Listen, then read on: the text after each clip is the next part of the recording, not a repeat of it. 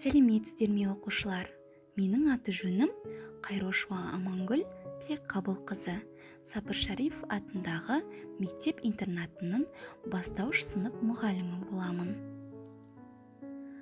Қазір мен сіздермен бірге 3-ші сыныптың әдебиеттік оқу пәнінен сабақ жүргізетін боламын.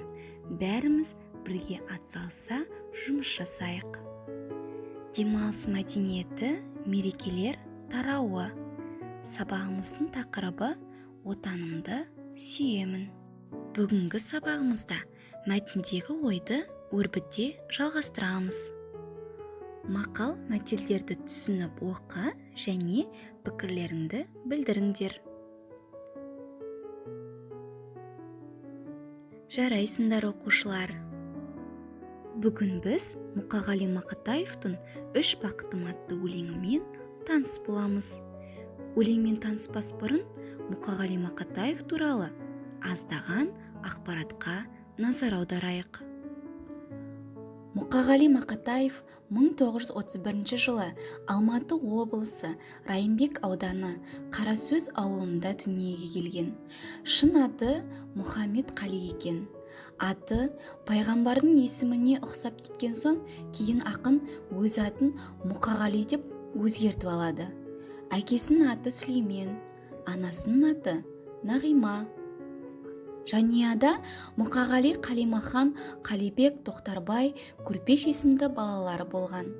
Мұқағали бастауыш класты Қарасөз өңіріндегі шағын ауылдарда оқып, орта мектепті Нарынқолдағы интернаттан бітіріп шыққан.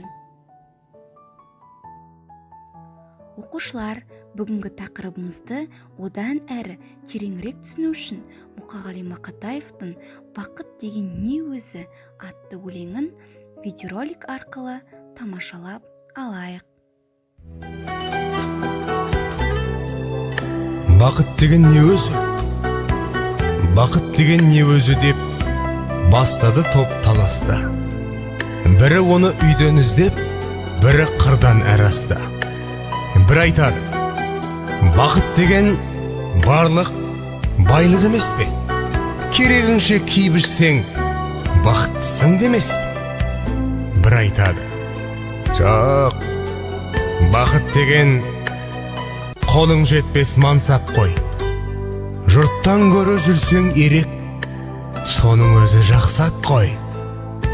Бір айтады: бақыт деген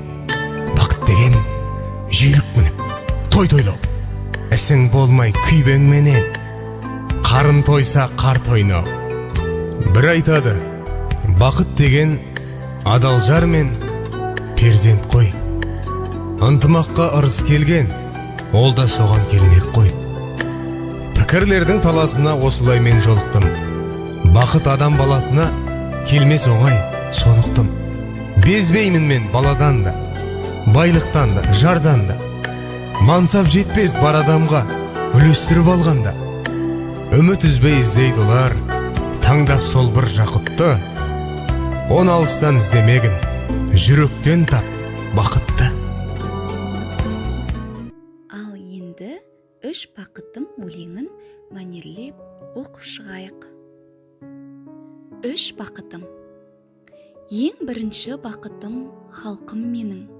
Соған берем ойымның алтын кенін. Ол бар болса мен бармын, қор болмаймын. Қымбаттырақ алтыннан нарқым менің. Ал екінші бақытым тілім менің. Тас жүректі тіліммен тілім дедім. Кей кезде дүниеден түңілсем де, қасиетті тілімнен түңілмедім. Бақытым бар үшінші, отан деген. Кім мықты десе біреу, отан дерем. От сөнген жалғанда жан барсың ба? Ойланбай-ақ келдағы отал менен. Бірінші тапсырма. Бақыт ұғымына 5 сөз ойластырыңдар.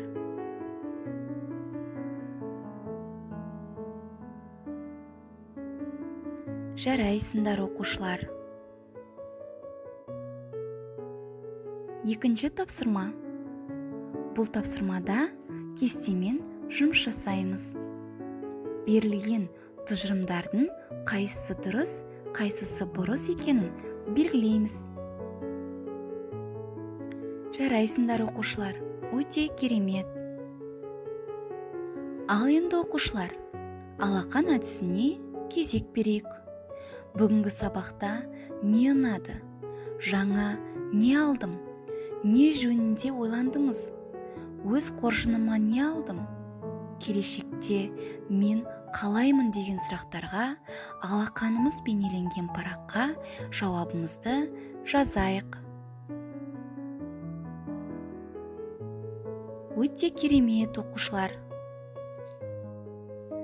Бүгінгі сабаққа белсене қатысқандарыңыз үшін рахмет. Сау болыңыздар.